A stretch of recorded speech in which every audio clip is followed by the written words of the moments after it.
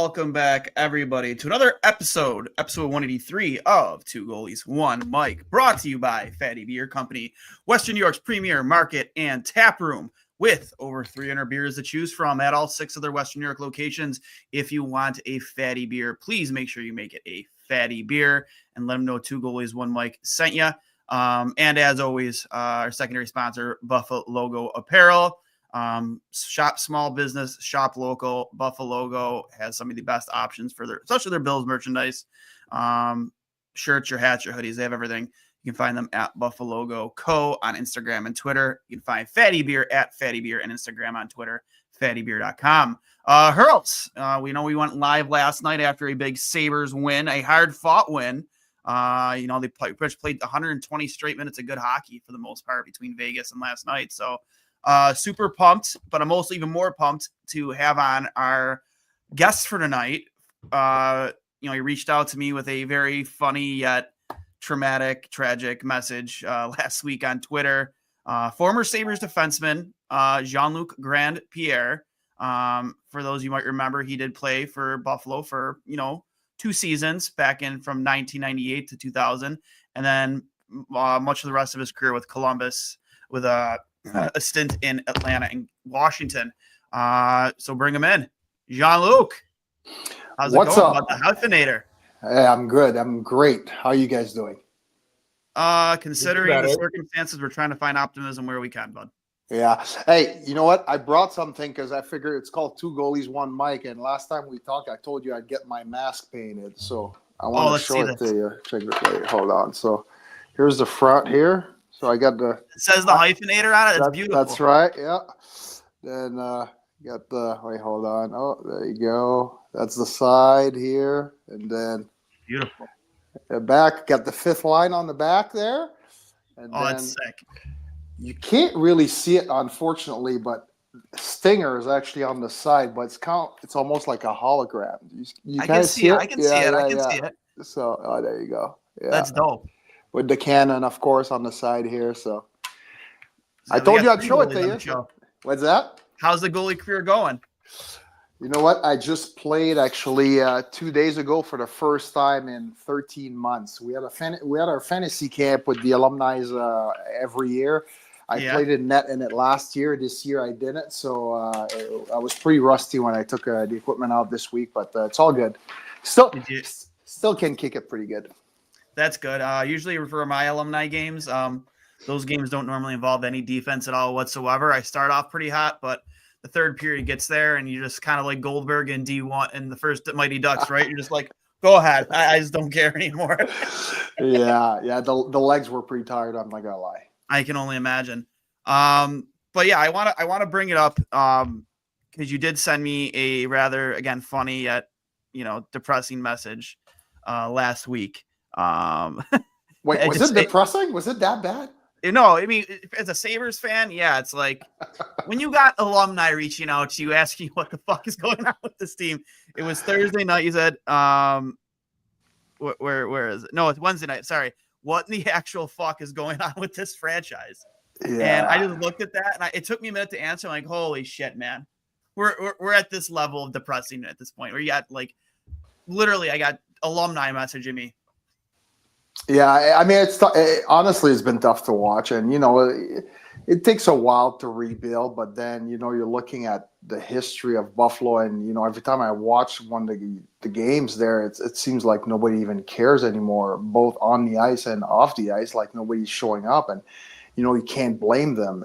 So to me, listen, I think Buffalo is probably one of the greatest market, as far as hockey is concerned. And unfortunately, right now, people are losing interest in it because you're thinking of your fan base and, all these kids or young people that are 20 years old. I mean, they were 4 or 5 or 6 when this team was in the playoff, and all they want to see is a product that cares about each other. And right now, it seems like every highlight that I saw over the last few months, it's just negative and negative and negative. And it has nothing to do with winning or losing. It's just how you lose these games and how it doesn't seem like the room really cares for each other. And that's hard to see, especially in like how can you say it, like a working area like Buffalo is. This is not like New York City. This is Buffalo. They just want to see you take your lunch pail, go to work, and it doesn't seem like they're doing that. Yeah, Hurls, I'll let you kick it off too, because I know you got a lot to probably respond to that. Yeah, well, in your area of the game, obviously you're a goaltender now. I'm wondering why you would possibly switch from defense to goaltender, but that's another question for another day as someone who's done it since age 6. But credit to you. The goaltending's been pretty bad with the Sabres this season. The discussion that we've had is if it's very much related to the fact that the team defense is also pretty bad. I'm not sure how much you've watched. Obviously, we have a superstar in Rasmus Dahlin. We have a young, up-and-coming superstar, in my opinion, in Owen Power. But the rest of the defense has been relatively unreliable. What have you seen? What haven't you seen? And what do you think could potentially be the fix moving forward for this team, both in net and defensively? I don't think the fix in net, personally. Listen, this is not a goalie league anymore. I'm looking at every team that's having success. Yes, Winnipeg, of course, you got Hellebuck, but like the top 5 goalies in the league right now, aside from Hellebuck, that's really staying on his head. Who else do you have? Maybe Bobrovsky. Who else would be like in your top 5? You would love to say like Swayman, but he's having an off year. Who? You would love to say Swayman, but he's not having the greatest of seasons. Yeah, but the reason he's not having the greatest season, mental, that whole contract thing was not good. It was horrible for that room. But most goalies are going to look good if the team in front of them can play good defense. It's not necessarily the defenseman. I think it's as a group, if you respect your system. And, it's like it starts with your centermen, your wingers, your defensemen. It's everybody in front of that goaltenders that really makes the team win. Because you look at a lot of average goalies right now having a lot of success, and it's not like, magically they're having the year of their career. It's literally because of the shots that they're seeing right now is not like 2-on-1s and 3-on-1s and breakaways every other period. So the scoring chances are not as many, so they can really focus on the real scoring chances. So for me, I think UPL is a great goalie. I mean, trust me, like you would ask probably 10 to 15 other teams in the league, and they would take him in a second over their number 1, in my opinion. That's how good he is. It's just that the guys in front of him are just not doing their job. That's my opinion. And I'm talking as a defenseman here. Yeah, I agree with a lot of that. We have 2 great young goaltenders. One guy from your neck of the woods in Quebec, and Devin Levi, who's tearing it up right now in Rochester, best goalie in the A, in my opinion. Hopefully going to lead, in his development, lead Rochester to a Calder Cup. But then to your point, UPL, like, there's a lot of expectations for him coming in. He didn't have the greatest run in the AHL, but I think a lot of that can be, a lot of that had to do with just, again, kind of what we talked about with the Sabres, the team in front of him. Has been he's had his peaks and his valleys, or however you want to say it, here in the NHL. I think the biggest thing with him has been consistency. And I think he in terms of athleticism, he's an athletic freak. He really is. His ability to get moved side to side. But I think the biggest, in terms of his game, and his biggest enemy is up here, himself. Like, I think that, I've always said, I've said it 100 times on the show, I'll say it 100 times more, is I think goaltending and pitching in baseball are 2 of the most difficult positions in all of sports, because you're on an island by yourself. Yeah. You know what I mean? In one inning, you could put your team in an 8-0 deficit, and as a goalie, you could let in 4 out of 5 shots in the first period, and guess what? That's like an insurmountable, thing to ask your team to come out of. And I think that UPL, especially last year, Hurls mentioned last night that there was times where he looked like a top 5 goalie in the NHL, and I think that he's left a lot of meat on the bone this year in terms of what we know he's capable of. But, and I know, again, his last 2 games, he's looked very good. But can he consistently string those types of games together consistently? I think that is the biggest question around UPL. Yeah. Well, young goalies, they're kind of like young defensemen and like young forwards, right? The consistency is just not there. That's why they're young. And a lot of times you put those young guys in the American Hockey League until they're really ready for the NHL level. Mm-hmm. But for me, I'm thinking, okay, so first of all, Devon Levi being in Rochester is the best thing for his career. I know guys want to be in the show right away, but right now, you're building his confidence. He's going to be up here, right? Eventually, when he gets called up, hopefully the team is better in front of him, and he most likely will be the number one because UPL, he's just going to be broken. And you're broken because of what you see night in, night out as a goaltender. And that plays in your psyche, that plays with your brain, and eventually you kind of lose your confidence altogether. So if you look at the history of most goaltenders, that's how it is. They change team and all of a sudden they become a superstar. It's not by luck, right? It's like new environment, better system in front of them, and then now all of a sudden, they're doing great things. And we've seen it over time, like goaltenders, that get traded. Who was the guy that you guys had? Olmark, right? Yep. He goes to Boston, and all of a sudden, it's not like overnight he decided to be a good goalie. He was a good goalie. It's just what he saw, and then mentally, it's just like, here we go again.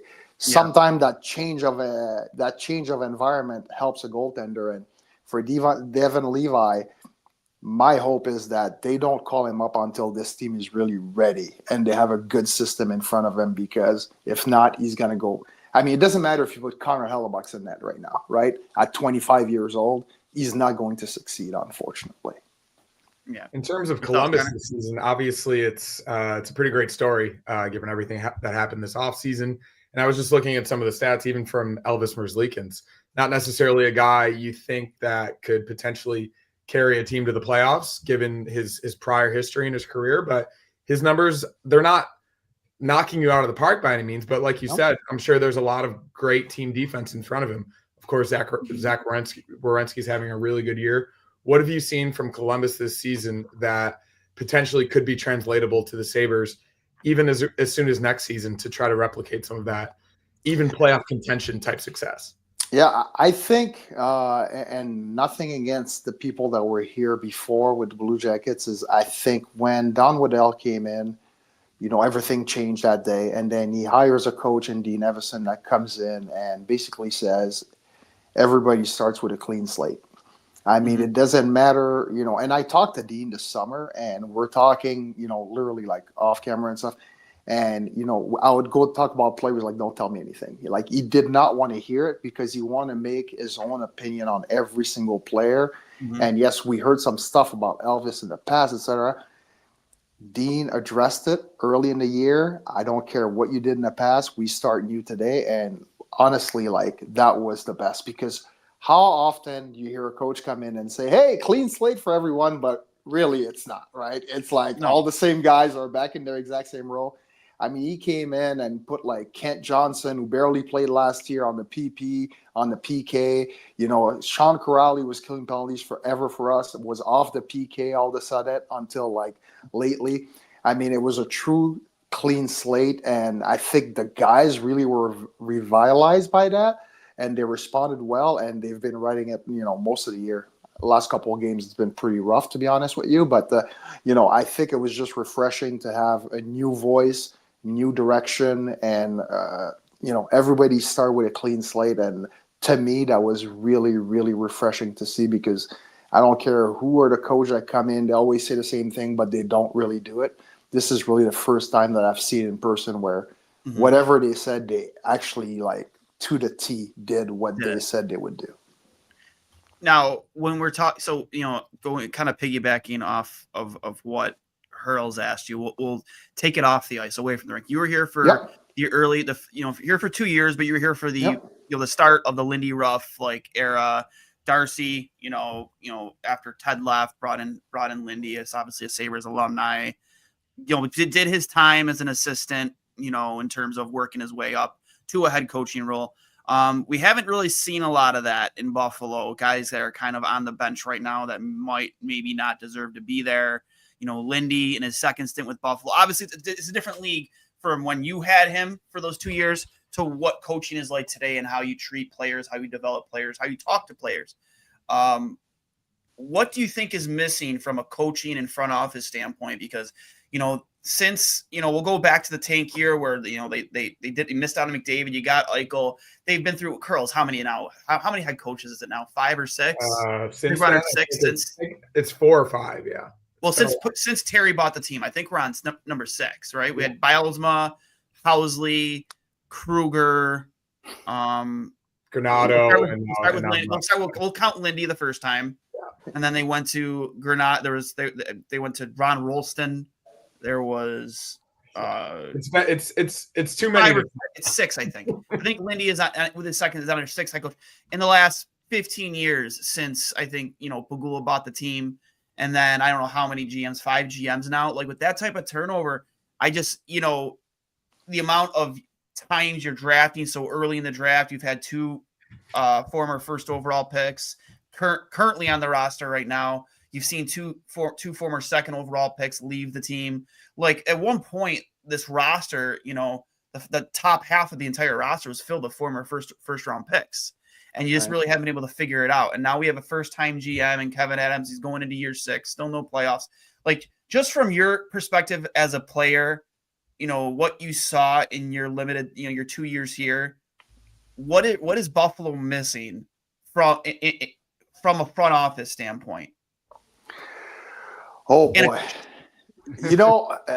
It's hard to tell because as a player, you don't, I was like 21 years old at the time. You don't really pay attention to like what the front office is doing.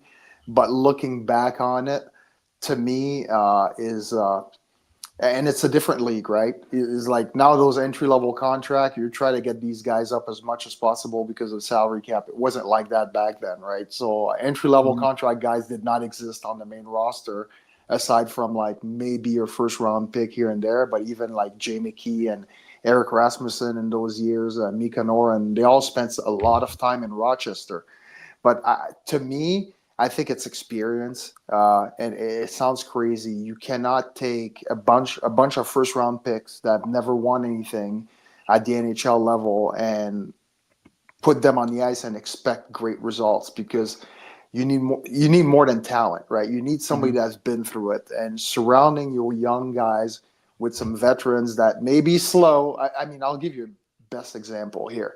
We have a guy, John Van Riemsdyk, right? I mean, he's no speed demon anymore, but I'll tell you, the magic this guy worked with the Fantillis and the Kent Johnson, like you see him talk to these guys on the bench between shifts in practice all the time.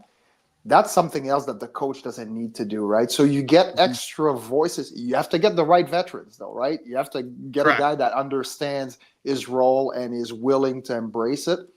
You need to put a lot of, especially now with all these young guys, you need to have these guys.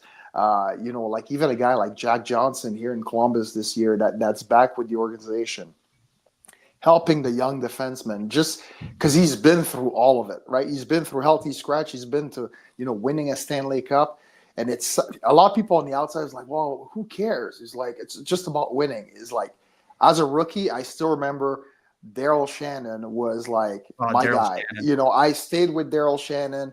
I learned so much just from spending, a full summer and like a lot of time off ice hanging with Daryl. Rob Ray was teaching me a lot of stuff. And it doesn't have to be like necessarily like plays and on the ice, but just about life and the city of Buffalo and stuff like that. It's one less worry. And it's almost like, it's kind of like your favorite uncle, right? You have a bunch of them surrounding you, and it just makes you feel better about everything. And to me, that's what's missing with a lot of those young organizations that are not having success yet. That's kind of been one of the biggest criticisms too. You're rushing players, young players, into roles that they're clearly not ready for. You could even say that much about Owen Power. He was a first overall pick. He stayed the extra year at Michigan, but I think this is kind of overlooked too. Like I've been very critical of Owen Power from a defensive standpoint. I think offensively, the sky is the limit with him. The way his ability to move the puck. He doesn't do exactly a lot of the things he did at Michigan. Sometimes you'll see it, but I kind of look back and Chris Pronger actually has been really involved with Sabres Twitter over the last week, going back and forth with like some writers and some fans. And I don't think it's spoken about enough. That team, and you can look at this too, because you guys have Adam Fantilli, those Michigan teams for those 3 years were loaded. Yeah. Loaded. I think in Owen Power's draft year alone, I think 5 Michigan players went in the first round. Kent Johnson, Benier, Owen Power. I want to say Hughes went that year too. I think Hughes was that same year. Yeah. Yeah, Luke Hughes, and there was one other guy too. I think that went that year too. I can't remember his name, but regardless, that he didn't have to play stellar defense. The team was loaded.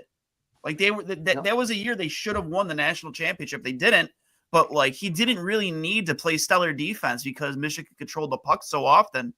Now you kind of, I'm not saying you rushed him into the role. Like how much longer are you gonna like wait on a first overall pick to make the NHL? But maybe he wasn't necessarily ready to play, at both ends of the rink at the NHL level because he wasn't ever really asked to be a stellar defenseman at Michigan. Yeah, exactly. And, that's a good point. But you look at Owen Power and it's like, okay, so who did you surround him with as far as like, even like a D partner? Who was he on the ice with? I remember when I first came up, Jason Woolley was my partner, my D partner. I mean, it's like, okay, I'm okay. They didn't put me with some rookie that had like 0 game of experience as well, but that was a first round pick. And there we are like toe picking and making all kind of mistake thinking we're still in junior hockey, right?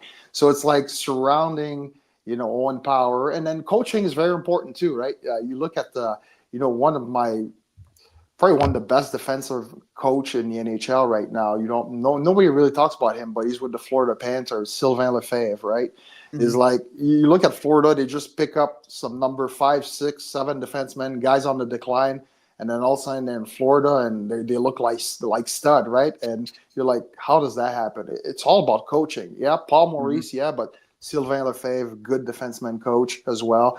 So it's like, you have to look at all these little pieces surrounding your players, but also like coaching, right? Do you have somebody that's been through it that can really coach your defenseman? I don't know who the defenseman coach is in Buffalo right now, to be honest with you. So I couldn't tell you if that's an issue or not, but a lot of those little things make a big, big difference in every organization.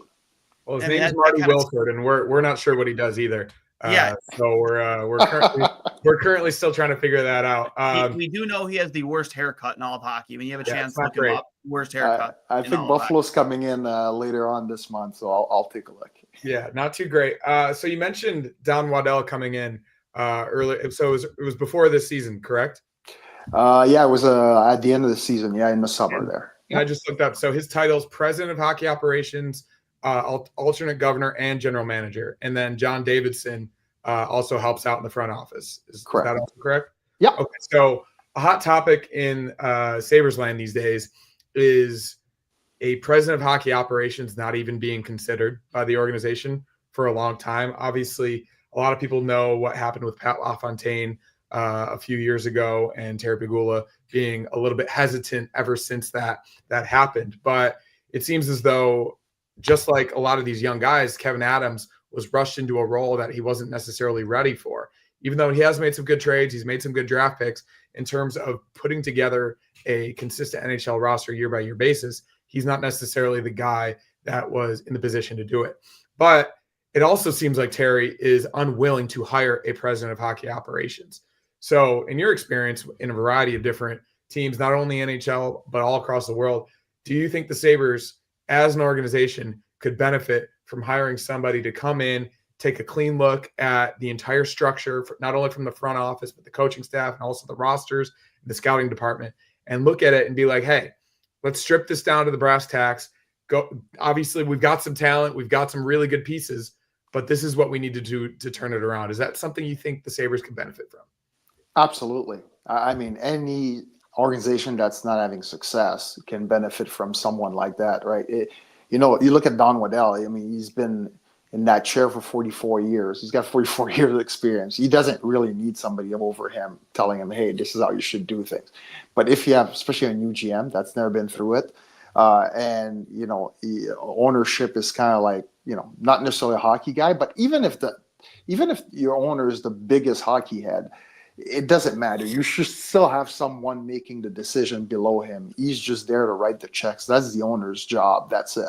So definitely a president of a hockey operation or a general manager that has more experience for sure. But there's a lot of successful organization that just have a GM, right? You look at the Tampa Bay Lightning, Julien Brisebois, when there's something, there's nobody above him. He just goes straight to the owner and, hey, this is what we're thinking, blah, blah, blah. And the owner's like, hey, I trust you, right? But, Brisebois had the experience because he was an assistant GM before, then became a GM. And obviously, you look at his rep sheet, it's pretty good. So I'm not too worried about him if I'm the owner. But for Buffalo to have a president, somebody that has a lot of experience, that's been through it, absolutely. I would consider it like right away. That'd be the first thing I'd do as an owner, especially if I have a general manager that does not have too much experience, for sure. Yeah, I mean, I know it didn't work out with Pat, and there's a lot of stories about what happened there. We don't really know what's true, what's not, but I'm not sure how much experience. I think he was already gone when you came into the organization your rookie year. But like Pat's like one of those guys that, he was a leader, a really good human being. So I whatever happened, I feel like, he had to sign an NDA, he can't talk about it. And now he won't step foot and he won't step foot in that arena ever again. I've heard that. I have heard that from a very reliable source that is right out of his mouth, that he will not step foot in that arena. Interesting. Yeah, and that Pat is just one of those guys who was just it's good for any team that he's on, whether it's whatever role he is, just to have him just around, just the experience, and just he's just a humble human being. I couldn't say enough good things about the guy, but like, just because it didn't work or maybe it burned, it crashed and burned, doesn't mean you should be so hesitant to try it again. Like, right. Maybe that just wasn't a good fit, and there needs to be somebody out there, and I forget who it was that mentioned this, but they kind of used Holland as an example. Get a guy like Holland to run the entire organization, as a president of hockey ops, and he hires people who have gotten to where they are from starting from the bottom. They've worked their way up. Like we mentioned, Kevin Adams. Yeah, he played in the NHL. He, worked at the Harbor Center. He ran the Academy of Hockey, and we all know the reason why he's there. Terry trusts him. He's a friend. Terry trusts him. And I guess Terry doesn't feel maybe there's a lot of guys out there that are going to trust him. I think personally he's just a yes man who's just never going to tell Terry no.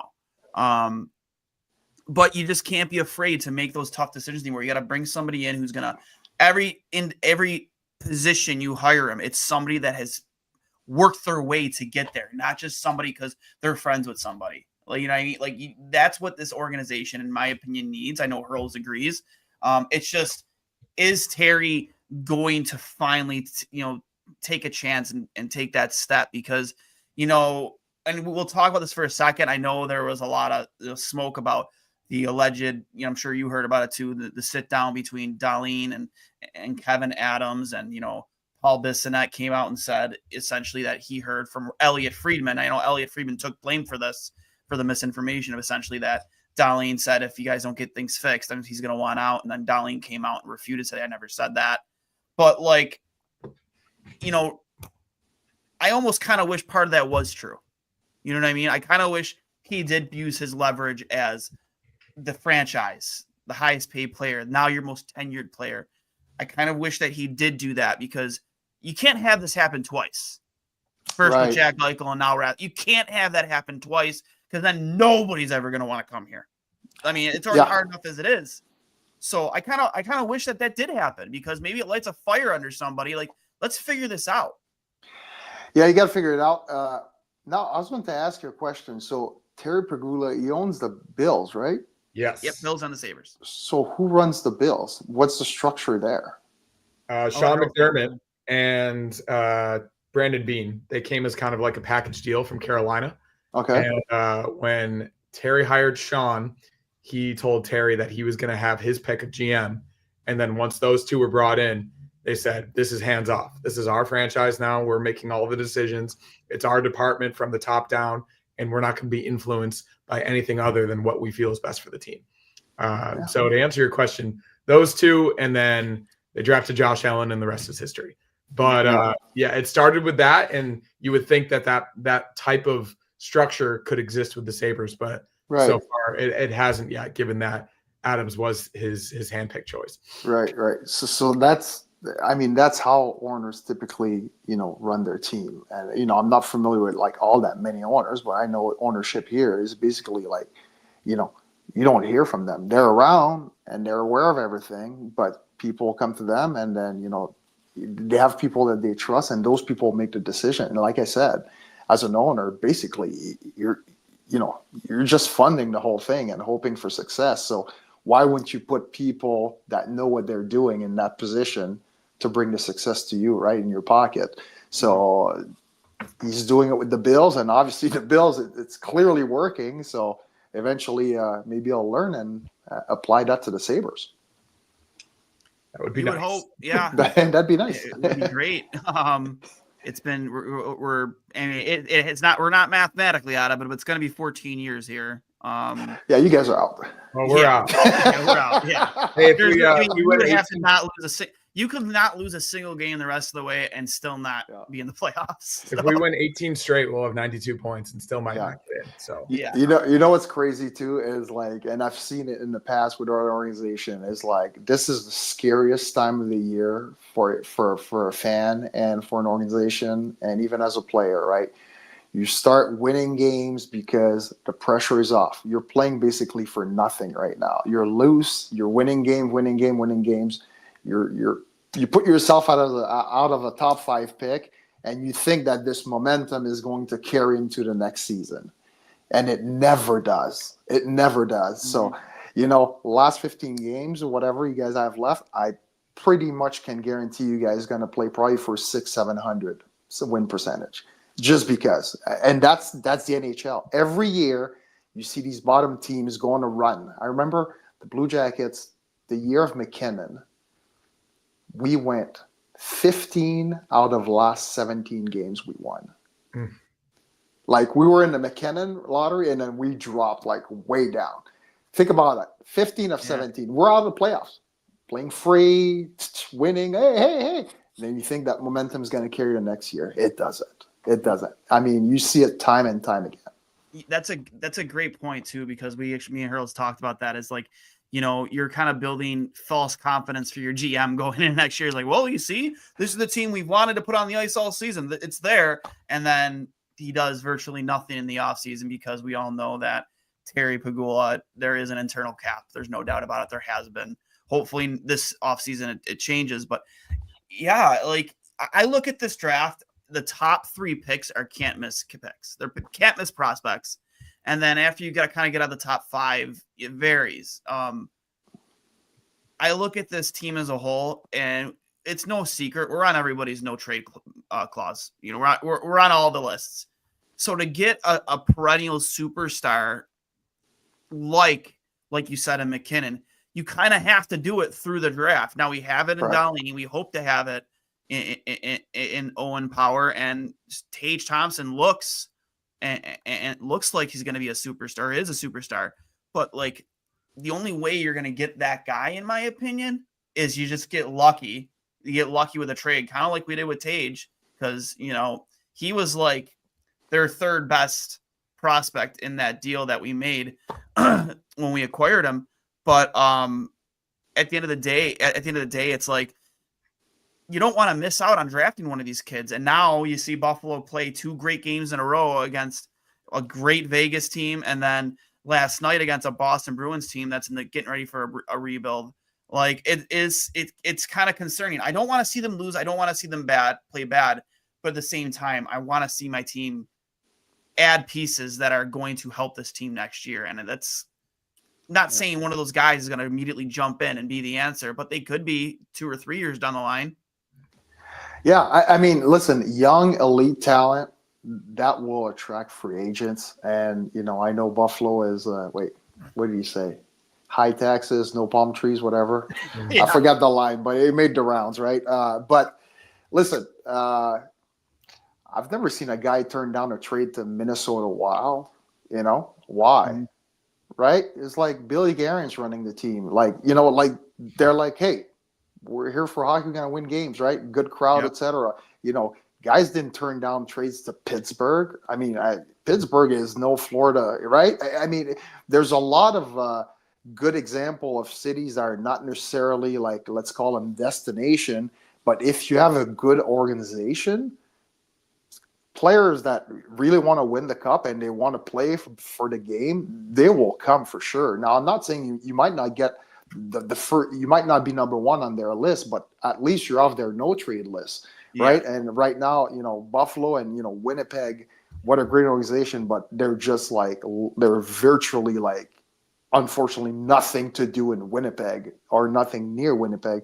That's the only reason that's an organization that is going to struggle all the time. Yet they're still finding ways to win right now, right? So it doesn't really matter. And I know the whole tax thing now, that's a big talk, and it's hard for free agents that wanting to go to New York State versus, Florida. But at the end of the day, you can't control that, but all you can control is your organization, right? And I think as an owner, you have to look at that. The culture, everything about your actual organization. Hurls? Yeah, last thing for me, you mentioned the Blue Jackets. It's been a little rough recently in the past 7 games or so, but obviously one of the best stories in hockey. As a hockey fan, I think I can speak for a lot of people in that we would rather see the Blue Jackets in the playoffs as opposed to the Bruins and the Rangers this season, especially after everything that happened with Gaudreau. It's an unbelievable story. What's been going wrong recently, and do you think that they have what it takes to figure it out and turn it around and actually make the playoffs this season? I think they have what it takes. You look at, all the top goal scorer, aside from Zach, they're all early 20s, right? Whether you talk about Marchenko, Voronkov, Johnson, Fantilli, all 20 goal scorers, they're all 24 or younger. And it's a little bit of inconsistencies, definitely. But for me, what's really been hurting this team is the loss of Sean Monahan and then Cole Sillinger too. So 2 of your top 3 centers are out. And yes, Fantilli did a good job. Boone Jenner's been back now for 9 games, so they put him back at center. Yeah, so that definitely helps. But the loss of Monahan and Sillinger, who's quietly become an excellent centerman for this team, that the league used to be a goalie league, then it became a big defenseman league. Now it's a center league, right? It's if you don't have good centers, you're not winning. You look at all the good teams right now, it's all down the center. Well, for the Blue Jackets right now, a lot of top-end centers, but unfortunately 2 of the top 3s are out. So that kind of hurt. And then obviously offensively, they're just snake bit. I mean, yesterday, I think we had 24, 25 shots in the third period. I'm not lying. New Jersey could not get out of their zone. And we scored 1 goal. First goal in 9 periods of hockey. So it's once that confidence is gone, kind of like the goalie we were talking about UPL earlier today, it's hard to shake off. So hopefully they're out of their funk and can put a good performance here till the end of the year. But I think they'll be able to get in, to be honest with you. You just look at these teams, especially young teams, right? Montreal, Ottawa right now, they're super hot. But, they lose 5-6 in a row, then they win 5-6 in a row. It's never win 2, lose 1, win 2, lose 1. It seems like that's been the way the season's been so far. Yeah. For the Blue Jackets right now, they're in that valley, so they're trying to get out, but they're running out of time. But I really think the Jackets will put a good run here all the way to the end. Yeah, I agree, man. I think the entire league is rooting for Columbus. How can you not, with everything that franchise has been through? Obviously the obvious with Johnny Gaudreau, Johnny Hockey. It's just so sad. And then obviously the injuries you guys have dealt with this season, you really are just that underdog that everybody, it's so easy to root for you guys, in my opinion, especially if your team like us is out of it. I know I'm a Columbus fan if they make the playoffs, no doubt about it. We still do this show even after the Sabres are golfing come the end of April.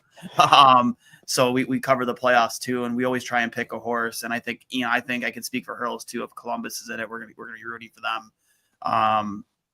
My last question, and we'll kind of go right back to the Sabres.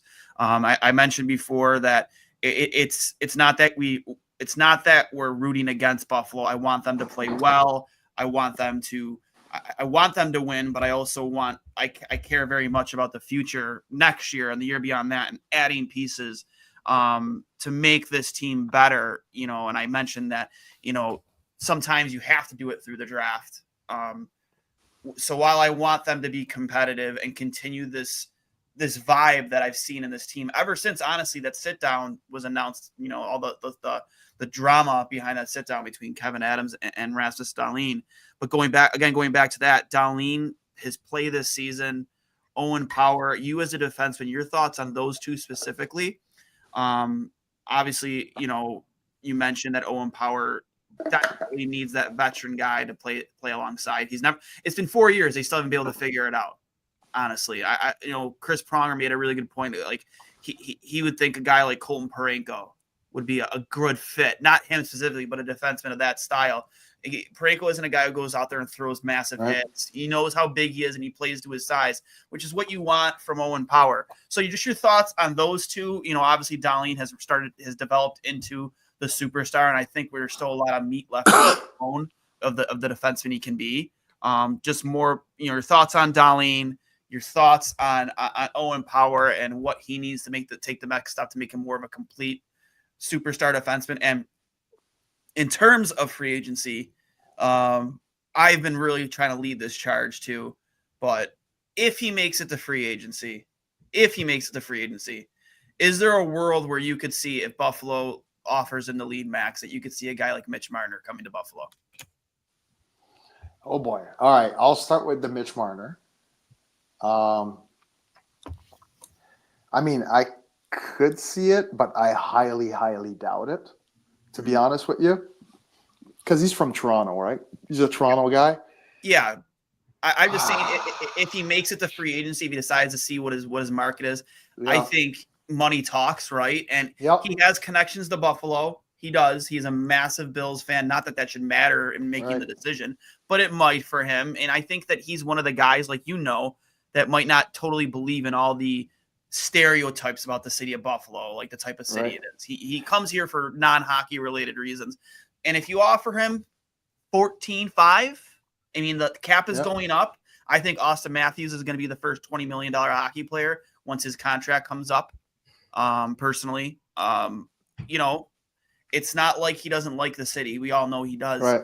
I personally think there is a real opportunity there if the stars align. Just maybe the stars aligns. Okay, so for me, my number one question is, who is Mitch Marner is going to call on the Buffalo Sabres roster to ask him about the organization, right?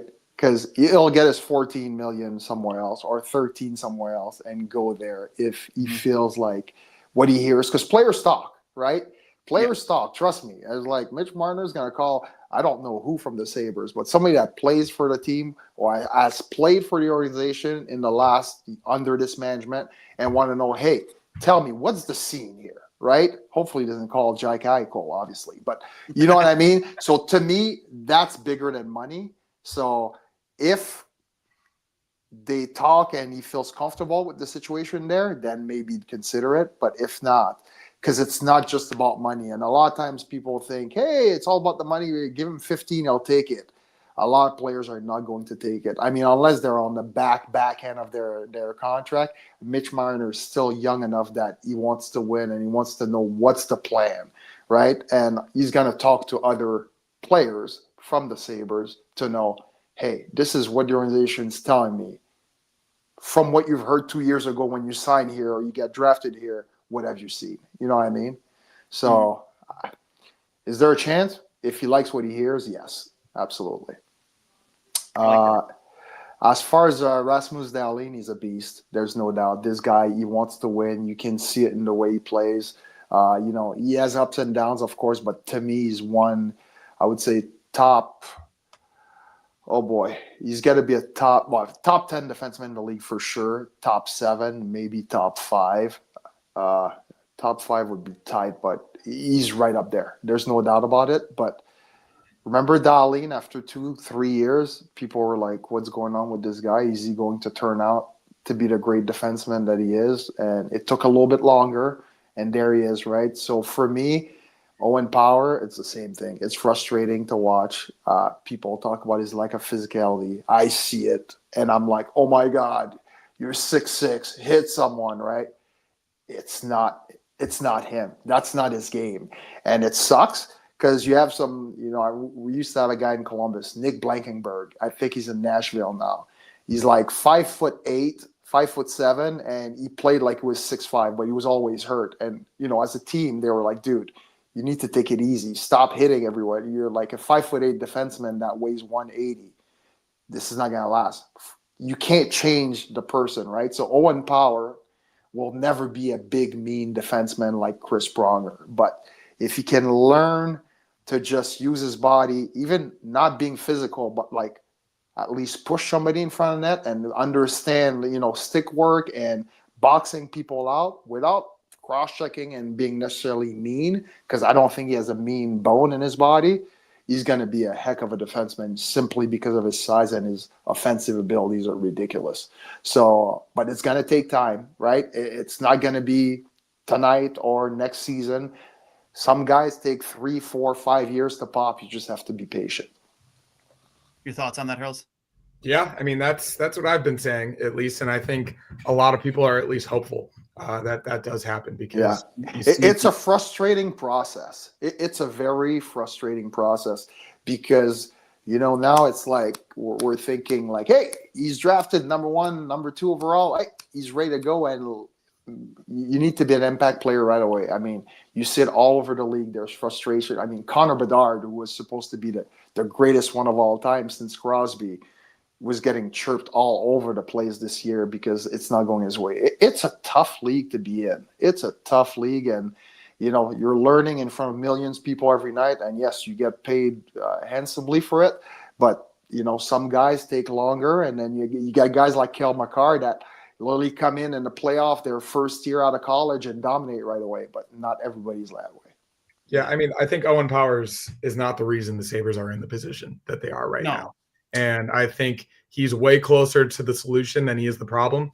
And if you bring in an experienced right-handed defenseman that he can rely on as his partner, as you mentioned, it can go a long way towards his development and the team's success as well. So I think that's what we're all hoping for this summer, along with, fingers crossed, a president of hockey operations. But I'm not gonna hold my breath. Yeah, and it might cost a lot of money too. Like, right. Honestly, like it's like, the Jacob Slavins of this world and stuff like that, Brett Pesce of this world, like these guys. I mean, you look at Luke Hughes in New Jersey, he's like, he makes plenty of mistakes, but he's got real veterans there to like mask the problem, because it's not all on Luke Hughes' shoulder, right? There's Dougie Hamilton in front of him and stuff like that.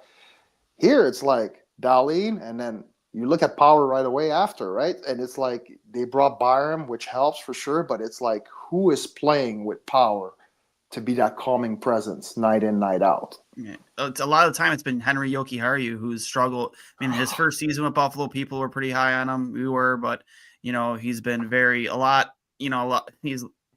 been very underwhelming. I'll just put it that way. And obviously he was traded to the Bruins at the deadline.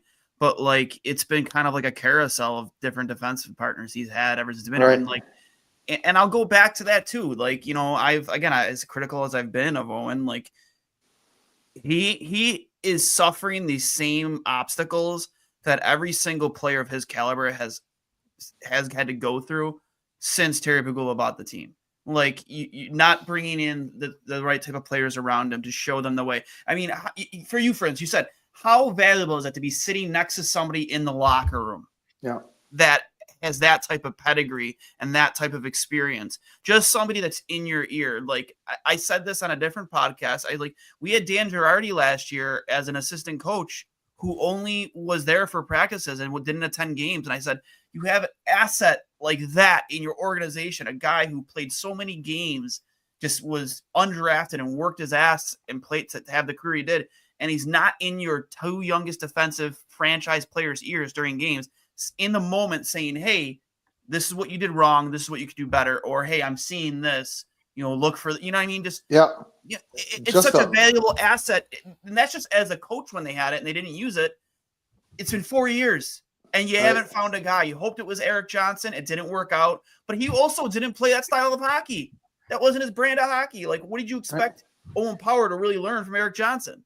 Right. It's incredible. Like, I'll give you a best example. We have a young guy here, Denton Matejchuk. He was a late first round. Well, no, he was 12 overall, actually, at the draft in Montreal, and finished his junior career, started the whole year in the American League. He's been up here, second pair defenseman.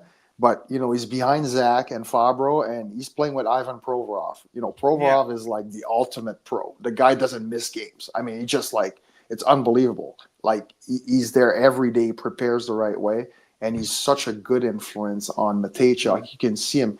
He's pretty mature for a young guy, Matejchuk, but it's just to have Provorov next to you who's playing his offside is so valuable instead of putting him out there with another rookie. That's extremely important. Yeah, I did want to bring this comment up here from earlier. This dude was awesome. Gave me a stick when I was in high school. When he was in Columbus, I told him I was a Sabres fan. He gave me a stick after practice. So that's Delta, awesome. I know Delta Murph. I don't know. Thanks for joining the chat, but I've never seen him, so welcome. Jean, fantastic. Thank you for coming on, and you're always welcome. Anytime you want to come on, it's always a pleasure getting your insight. And again, as a guy who played here for a few years, when the team, the building was full, what this fan base is. Before you let us go, you leave us. Just give us your thoughts on the fan base and where it is now and what you hope to see. I mean, people are craving. They're craving, a team, and they're not going to see the 99 team that went to the Stanley Cup final necessarily, which was an incredible experience, by the way. But just to be part of that and seeing this crowd was unreal. And to me, I think as a fan base, they just want to see you compete. That's the bottom line, right? It's like they don't expect you to win the Stanley Cup every year. They don't expect to have the best example, that 99 team, I think Miro Shatan was the leading scorer on the team, and I don't think he had 70 points. It was just a team of grinder with Dom making everything happen behind us. But it was the team that represented the city of Buffalo, right? There was no divas. There was no real superstar on that team. But, they went to work every day. Rob Ray and Matthew Barnaby were doing their things. It's that type of team that you're just I'm going to the rink to see what's going to happen tonight, right? I just want to see something happen. And you knew that they were going to show up. That's what the city is craving. And that's why, everybody's on Bill's Mafia now. And I think the Sabres, it doesn't take much to reignite it. It's just a matter of, bringing in the right pieces and changing that culture and, making it fun again to be a Sabres fan. That's the bottom line. And I think they know it. And they're trying to figure it out. They just haven't figured out how yet. Yeah. I've always said, give this city a team that leaves it all out on the ice every night, and you're never questioning their effort, their passion, or their heart. These fans will get behind you no matter what, man.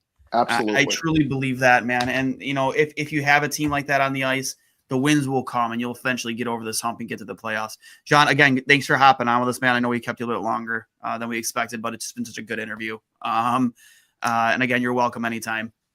All good, guys. Thanks for having me. All right, everybody. That was Jean-Luc Pierre here on episode 183 of Two Goalies, One Mic. Remember, this is brought to you by Fatty Beer Company, Western New York's premier market and tap room with 300 beers to choose from. I am Duane, for Connor, and for the hyphenator, Jean-Luc Pierre.